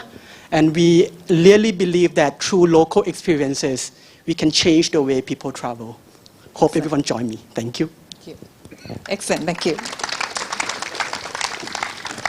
So that was the last entrepreneur in the business and consumer product and services. Our very last entrepreneur, but not least, is in the health, fitness, and medical technology. And the company is called BookDoc from Malaysia. May I invite Chevy Bay, please?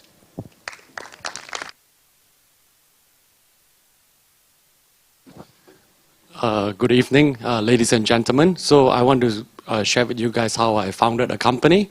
So in healthcare, right, when you want to seek a doctor, you want information, you want who's the best doctor, etc., it's very doubting experience versus you look for hotel, accommodation, you can go to the TripAdvisor, Agoda, but in health, there's no such thing. So that's how I came up with BookDoc. And today, BookDoc, we are in 5 countries and 20 cities. Last month, we celebrated our 4th year anniversary. So we currently have 40,000 healthcare providers on our platform. And what makes us different, we actually verified with all the Ministry of Health of every country, because there are a lot of doctors that attend like certain weekend calls, they call themselves a specialist, which is very misleading. So we actually verify if they're just a GP, they're not a doctor, they could not be on a platform. That's how we started. And subsequently, we think of the patient journey, right? So number 1, how you find doctor. Number 2, how do you get there? So we also integrate with Uber and Grab 2 years ago, where the car will come to you, pick you up from where you are to see the doctor. And 3, we're talking a lot about medical tourism, right? So we also partner with Agoda and Airbnb to also tell you where the nearest hotel accommodation and also whether they're disabled friendly or not. And also with TripAdvisor, where you want to do tourist sites, then you go into the platform. So we started with a B2C, and subsequently B2B, we work with a lot of corporate companies where there are panel doctors using insurance, using TPA to manage the employee. And it's always PDF, handbook, and it's not user-friendly. So now we can bespoke on our app. That's how we started. And the second feature is active, right? So a lot of people today, they wear wearable watches from Apple, Fitbit, Garmin, and even your smartphone will track how you move. And a lot of people wear that just to show people like they care about the health, they're health conscious, and some of them, they connect with friends and family, and they will compete and say, hey, weekend I do so much, you do so little. And it just give them what you call bragging rights, right? So today we put into the platform where we actually can connect to all variables, and you don't necessarily need to buy the same device. And we also thought of incentivizing people, right? So basically, once they hit a tier, so the more rewards the more they exercise, the more rewards they get. So today we have 3,000 offline location. They can go and redeem their rewards online and offline in 12 countries. And subsequently, we have marketplaces like e-commerce. You can buy a few thousand health screening, dental, TCM, wearables, etc. And teleconsult, we talk about people not only having the problem of finding doctor, exercising. So it's not how much you put into your body, how much you eat, it's also how much you exercise and how you improve. So we have a team of nutritionists, dietitians to also tell you how to improve. And another big thing they talk about today is mental health, sexual health, right? You can also reach out, and certain things are very sensitive. If you are a known public figure, you're a big CEO, so what you need to do is basically to put in there, you can be anonymous. So my wish list is basically this, to work out. We service tons of companies, Fortune 500 companies, etc. And the wish list is to connect with companies who care about,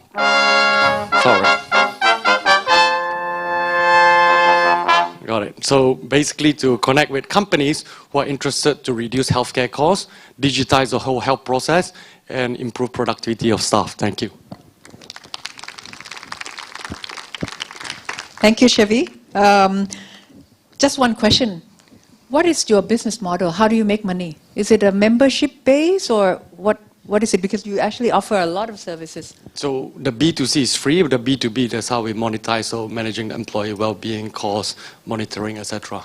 So the employer side, right? How about the service providers, the hospital and the doctors? So we work a lot with insurance company, the likes of AXA, Prudential, etc. And we also gamify, so we keep the healthcare costs lower.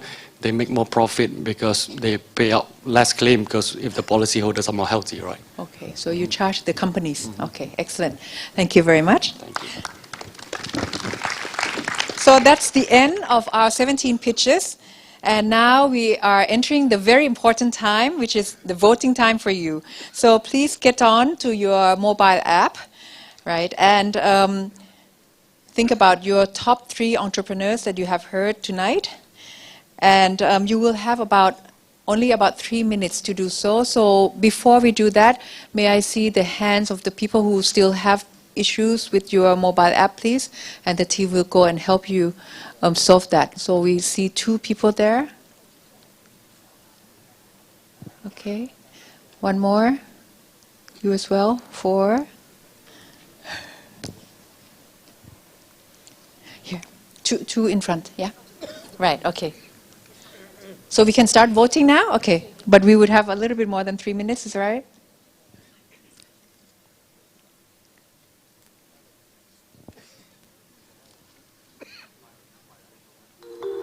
So for those of you who already voted, you can watch the video meanwhile.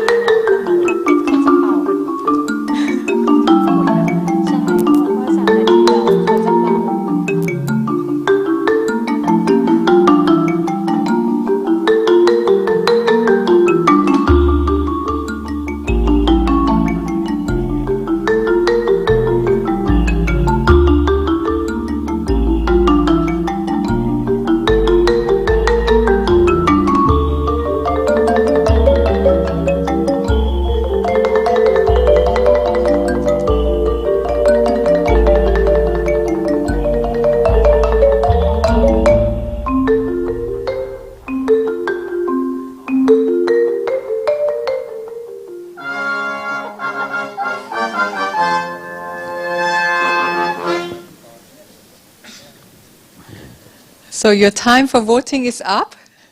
And thank you for the trumpeters from the Thai brass, Thai youth brass. Thank you very much.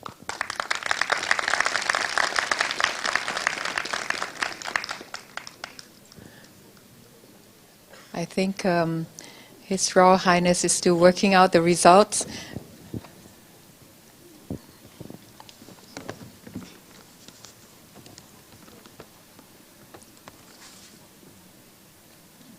So it's the exciting time indeed, the entrepreneurs.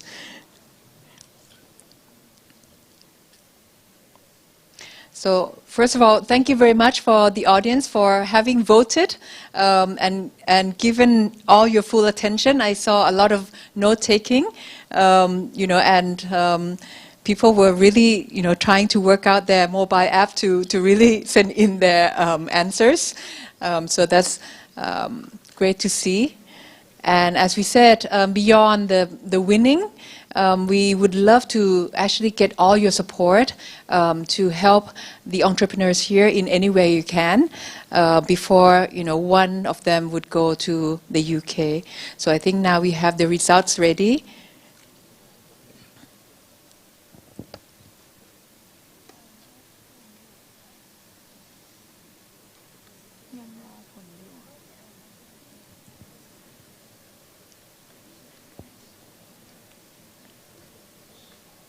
Right, and here, His Royal Highness, the Duke of York.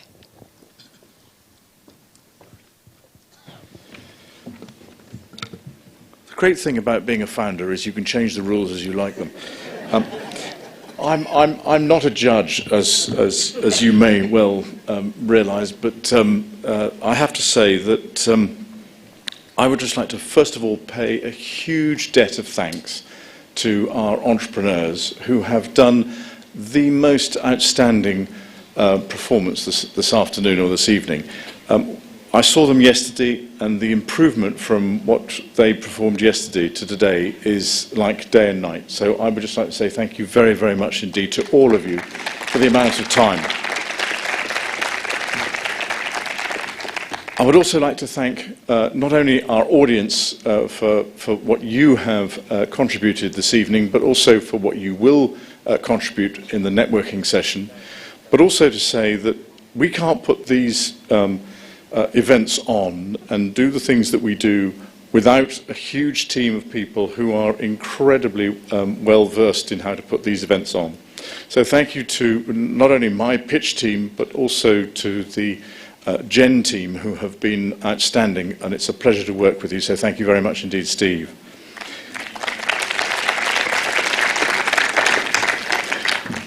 I alluded to the fact that, that I've changed the rules. The decision was originally that we were going to take one entrepreneur to London. I've just been allowed to take two to London.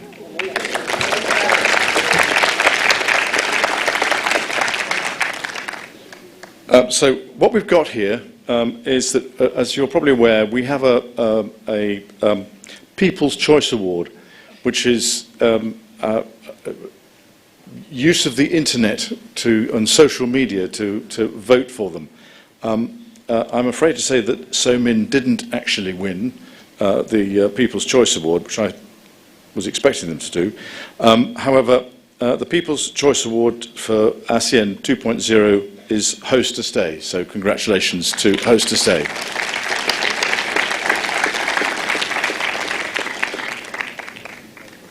If you just hang on there for a second, I'll come and get you. You can come up here in a moment.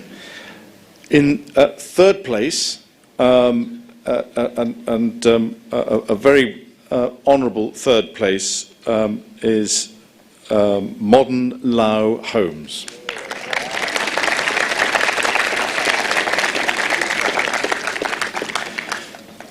And one of the reasons why we've ended up with two rather than one is that these two were considerably further ahead than all the others. And so in second place, from Brunei's Memori.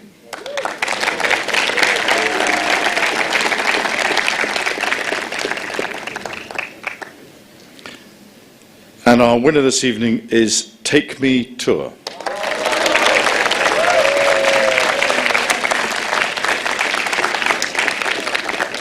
So, if you'd now like to come and join us up here, all four of you. And just finally to say to all of you, thank you for all the time that you have spent, and we look forward to continuing our relationship with ASEAN, and I hope that this time next year we will be doing the similar thing, but with the hosts of the ASEAN Business Conference next year, which I believe is in Vietnam. So thank you all very much indeed, and we'll now have a photograph. Move that way a bit, so you can get a photograph of all our winners.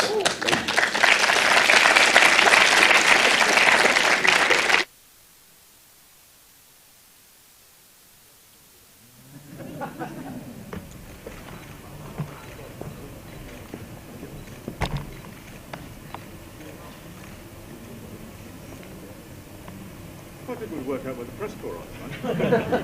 Everybody. Good stuff. Thank you all very much indeed.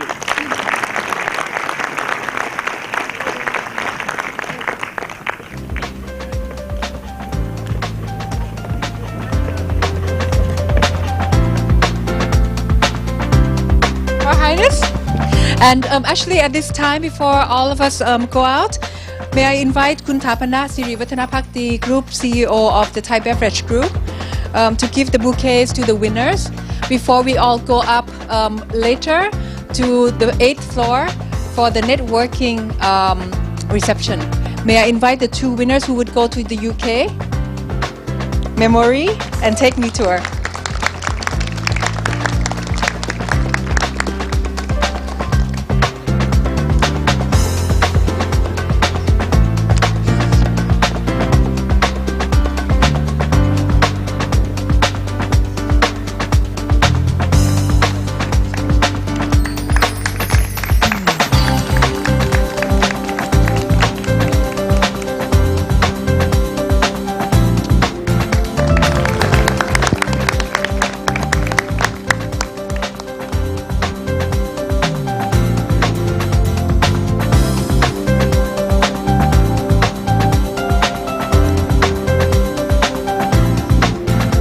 Right, congratulations to the winner, and well done to all of the entrepreneurs here at the Pitch Palace. And as Pitch Palace program is not about winning, but all about making the right connections, may we actually invite everyone upstairs to the 8th floor for the networking reception, please. And for those of you who may not know how to get there, there will be the staff wearing the Pitch Palace t-shirt who will guide you up there. Thank you. See you up there.